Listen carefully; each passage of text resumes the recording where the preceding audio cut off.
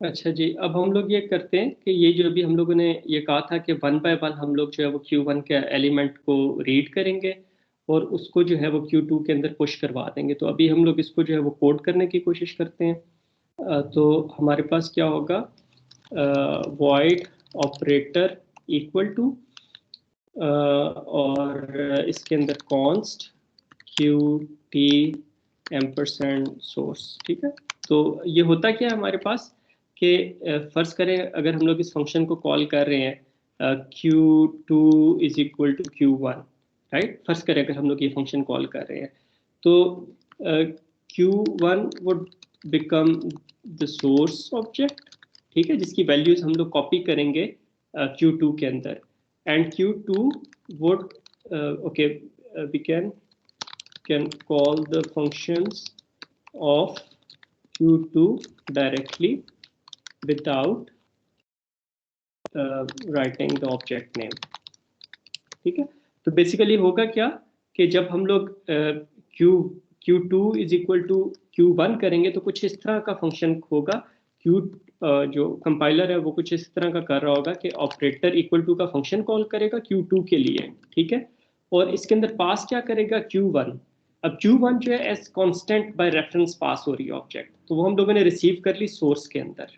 ठीक है, अब हम लोग इसके इसके पॉप के फंक्शन को, इसके पुश के फंक्शन को कॉल नहीं कर सकते, लेकिन जितने इसके डाटा वेरिएबल्स हैं उनको एक्सेस कर सकते हैं, क्योंकि ये जो ऑपरेटर इक्वल टू का फंक्शन है ये हम लोगों ने इस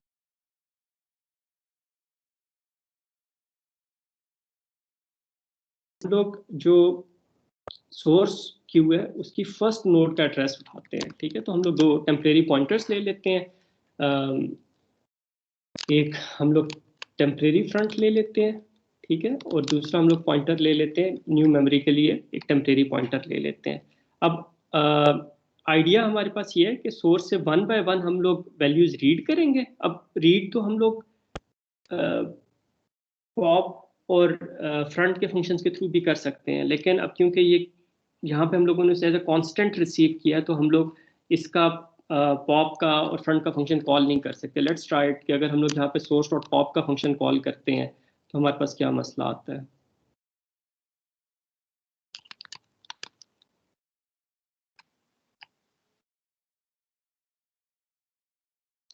देखिए अब वो ये कह रहे हैं कि हमारे पास वो ये कह देगा कि कॉन्स्ट है ये ना, तो आप इसके अंदर पॉप का फंक्शन कॉल कर रहे हैं और पॉप का फंक्शन जो है वो बेसिकली डाटा मेंबर वेरिएबल्स को चेंज कर रहा है, तो we can not do this thing. ठीक है, but we can do, what we can do is के हम लोग जो है वो फ्रंट के अंदर जो सोर्स नोड है उसका हम लोग फ्रंट पॉइंटर जो है वो हम लोग कॉपी कर ले। ठीक है, व्हाट वी डू कि ये जिस तरह हम लोगों ने यहाँ पे फिगर में भी किया था कि अगर हम लोग इसको यहाँ पे लिख भी लें कि अब पहला स्टेप क्या होगा हमारे पास कि ये जो हमारे पास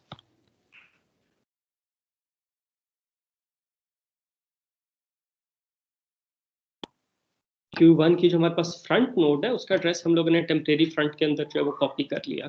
ठीक है, अब जब हम लोगों ने इसको कॉपी कर लिया, इसको हम लोग साइड बाय साइड खोल लेते हैं।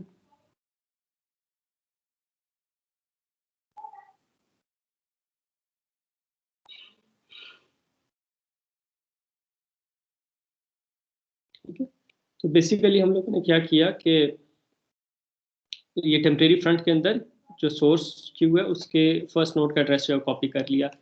अच्छा, ये काम करने से पहले हमें एक और काम करना पड़ेगा असाइनमेंट ऑपरेटर के अंदर कि अगर हमारे पास ये भी तो हो सकता है कि Q2 के अंदर पहले से कोई एलिमेंट्स पड़े होते, तो उस सूरत में हमें पहले उन्हें रिमूव करना पड़ता, उन्हें मेमोरी से फ्री कराना पड़ता, फिर उसके बाद हम लोग जो है वो Q1 की वैल्यूज Q2 में कॉपी करते। तो उसके लिए हम लोग क्या करते हैं, मेक एम्प्टी का फंक्शन कॉल कर लेते हैं, ये Q2 के लिए कॉल होगा। तो मेक एम्प्टी का फंक्शन क्या करेगा कि अगर Q2 को कोई मेमोरी एलोकेट हुई भी है तो वो सारी की सारी मेमोरी जो है वो फ्री करवा देगा। उसके बाद हम लोग ये करते हैं कि जो Q1 है इसका जो फ्रंट पॉइंटर है वो हम लोग कॉपी कर लेते हैं टेम्परेरी पॉइंटर के अंदर, उसे हम लोग टी फ्रंट का नाम दे देते हैं। ठीक है, टी अंडरस्कोर एफ का नाम दे देते हैं। अब हम लोगों ने क्या करना है, अगर फर्स्ट करें Q1 एम्प्टी है तो फिर तो हम लोग कुछ भी नहीं करेंगे। तो अगर हम लोग ये चेक लगा लेते हैं कि जी if not source dot empty, ठीक है, अगर हमारे पास Q2 Q1 जो है सोर्स क्यू जो है वो एम्प्टी नहीं है, तो फिर हम लोग जो है 1 बाय 1 कॉपी करेंगे।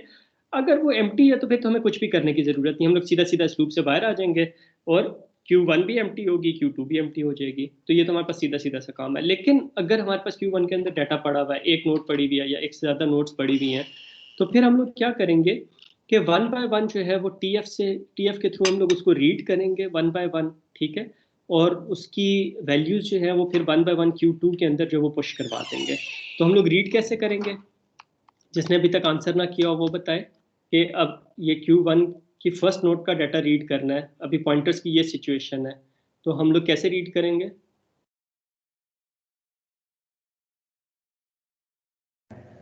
सोर्स डॉट फ्रंट से। ओके, सोर्स डॉट फ्रंट से हमें जो है वो सोर्स डॉट फ्रंट से हम लोगों ने इस नोड का एड्रेस ले लिया, ए वाली नोड का एड्रेस ले लिया, वो टी फ्रंट में आ गया। अब हम लोगों ने क्या करना है, टी फ्रंट के थ्रू हम लोगों ने जो है वो रीड करना है इस ए को और इसको Q2 के अंदर पुश करवा देना है। तो क्या करेंगे यहाँ पे हम लोग? सर Q1 की फ्रंट वाला फंक्शन को कॉल करेंगे। आप फ्रंट के फंक्शन को तो हम लोग कॉल करेंगे तो सिर्फ फर्स्ट नोड का एड्रेस मिलेगा ना। हम लोगों ने ये करना है कि पहले फर्स्ट नोड का एड्रेस मिले, फिर सेकंड नोड का एड्रेस मिले, फिर थर्ड नोड का एड्रेस मिले। अब हम लोग बेसिकली सिर्फ ए को रीड करना चाहते हैं। मैं इस नोड के अंदर एक स्पेसिफिक एलिमेंट की बात कर रहा हूँ, इस पूरी नोड में से सिर्फ ए को रीड करना है हम लोगों ने। तो वो कैसे रीड करेंगे? टेम्परेरी फ्रंट जो है इस फर्स्ट नोड को पॉइंट कर रहा है। T dot front T front dot data। शाबाश, वेरी गुड। सर टी इसके फ्रंट, पार्ट को सिर्फ एक्सेस करेंगे, जी बेटे। सिर्फ इसके डाटा पार्ट को एक्सेस करेंगे, टी फ्रंट डॉट हाँ डाटा। हाँ, शाबाश। और इसको क्या कहाँ पे पुश कर देंगे? temp dot push में सर। हम्म,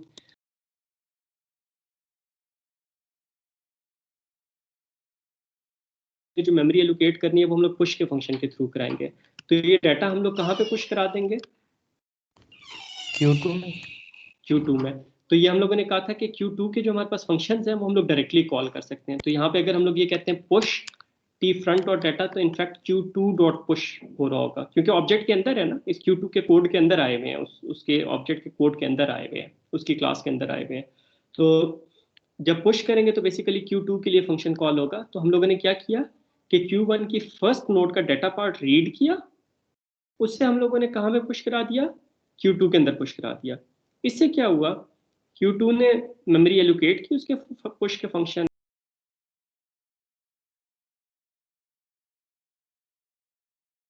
मेमोरी एलोकेट करें और उसके अंदर ए स्टोर करा दें। लेकिन फिर वो जो लिंक करने का लॉजिक है वो थोड़ी सी कॉम्प्लेक्स हो जाएगी, ठीक है। अगर 1 बाय 1 खुद हम लोग यहाँ पे मेमोरी एलोकेट करना शुरू करें तो वो थोड़ी सी हमारे पास जो है वो लॉजिक जो है उसकी कॉम्प्लेक्स हो जाएगी। तो हम लोग पुश के फंक्शन का फायदा उठा लेते हैं कि Q1 का की फर्स्ट नोड का डाटा रीड किया, ठीक है, और उसे Q2 के अंदर पुश करा दिया। पुश का फंक्शन जो है वो 3 काम कर रहा होगा, वो नई मेमोरी एलोकेट कर रहा होगा और वो फ्रंट और रेयर को जो है वो अप्रोप्रिएटली सेट कर रहा होगा। तो अगर हम लोग पुश का फंक्शन ना कॉल करें तो हमें सारे काम यहाँ पे खुद करने पड़ेंगे, ठीक है।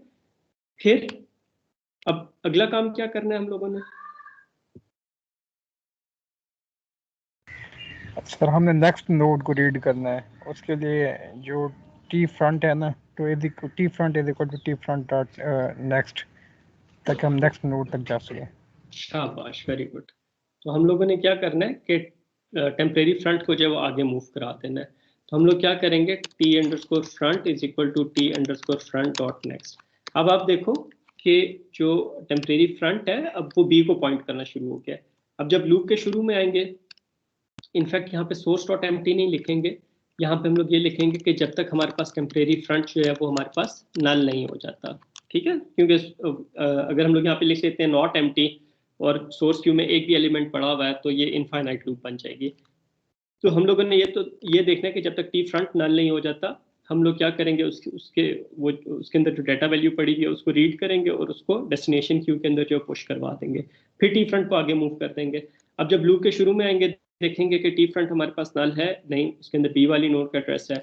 तो फिर हम लोग क्या करेंगे कि टी फ्रंट और डाटा के अंदर जो है जो वैल्यू पड़ी हुई है वो हम लोग डेस्टिनेशन क्यू में पुश करवा देंगे। दैट मीन्स Q2 के लिए पुश का फंक्शन कॉल होगा और फिर टी फ्रंट को नेक्स्ट में मूव कर देंगे। तो अब पुश करेंगे तो बी हमारे पास बी के लिए नोड क्रिएट होगी, वो हमारे पास Q2 के अंदर जाके स्टोर हो जाएगी। फिर लूप के शुरू में आएंगे, टी अंडरस्कोर फ्रंट जो है वो हमारे पास पॉइंट करना शुरू कर देगा सी नोड को, ठीक है, उसके अंदर सी वाली नोड का एड्रेस आ जाएगा। अब फिर हम लोग जो है वो पुश करेंगे, सी को पुश करेंगे, फिर टी फ्रंट को नेक्स्ट मूव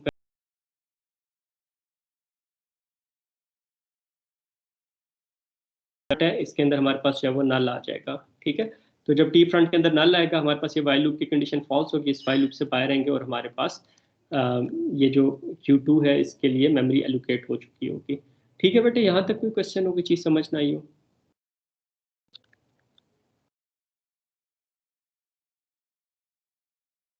अच्छा, अब हम लोग एक मतलब इसको जो है वो कंपाइल करके देख लेते हैं।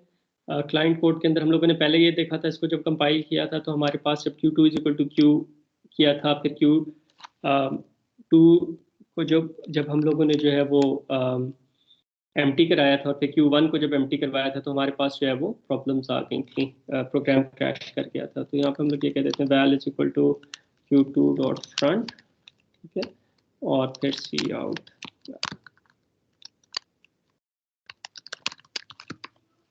अच्छा, तो अब हम लोग क्या करें कि अब हम लोग पहले Q2 = Q1 करते हैं, तो हमारे पास जो है वो Q की सारी नोड्स जो है वो हमारे पास Q2 के अंदर कॉपी हो जानी चाहिए। अब हम लोग जो डीप कॉपी कर रहे हैं, ठीक है, और फिर हम लोगों के पास जब तक Q2 ख़त्म नहीं हो जाती तो तब तक जो है वो हम लोग उसके एलिमेंट्स को डिस्प्ले कराते हैं। फिर Q1 जब तक ख़त्म नहीं हो जाती उसके एलिमेंट्स को जो है वो हम लोग डिस्प्ले कराते हैं। तो पहले इसको कंपाइल करके रन करके देख लेते हैं।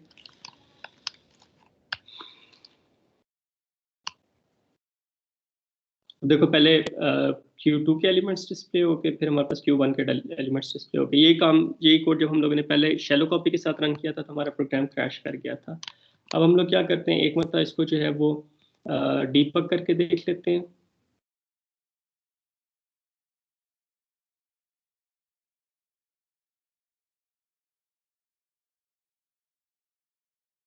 स्टॉप पॉइंट हमारे पास जो है वो ब्रेक पॉइंट इधर लगा हुआ है Q2 = Q पे, तो यहाँ पे आके एग्जीक्यूशन रुक जानी चाहिए। यहाँ पे आके एग्जीक्यूशन रुक गई। अब हम लोगों के पास अगर हम लोग ये वेरिएबल्स को देखें तो हमारे पास जो है वो देखो Q के अंदर हमारे पास ये फ्रंट और रेयर पॉइंटर के एड्रेसेस पड़े हुए हैं, Q2 के अंदर फ्रंट और रेयर पॉइंटर नल है। जब हम लोगों ने शैलो कॉपी किया था तो Q के जो फ्रंट और रेयर के एड्रेसेस हैं वो कॉपी हो गए थे Q2 के फ्रंट और रेयर एड्रेसेस में, ठीक है, दोनों की मेमोरी शेयर हो रही थी। अब जब हम लोगों ने डीप कॉपी किया है तो अब देखो Q1 का जो फ्रंट है उसका एड्रेस कुछ और है, Q2 के फ्रंट का एड्रेस कुछ और है। That means different memory blocks को ये पॉइंट कर रहे हैं। इसी तरह Q1 के जो रेयर पॉइंटर है उसका एड्रेस कुछ और है, उसके अंदर कोई और एड्रेस पड़ा हुआ है, Q2 के रेयर पॉइंटर में कोई और एड्रेस पड़ा हुआ है। वैल्यूज दोनों में सेम होंगी, इसमें Q2 में भी ABC पड़ा हुआ है और Q1 के अंदर भी हमारे पास जो है वो ABC पड़ा हुआ है। तो अब जो है वो हमारे पास हम लोग चाह रहे थे वैसे ही हमारे पास ये काम हो गया। यहाँ तक बेटे के क्वेश्चन आप लोगों के?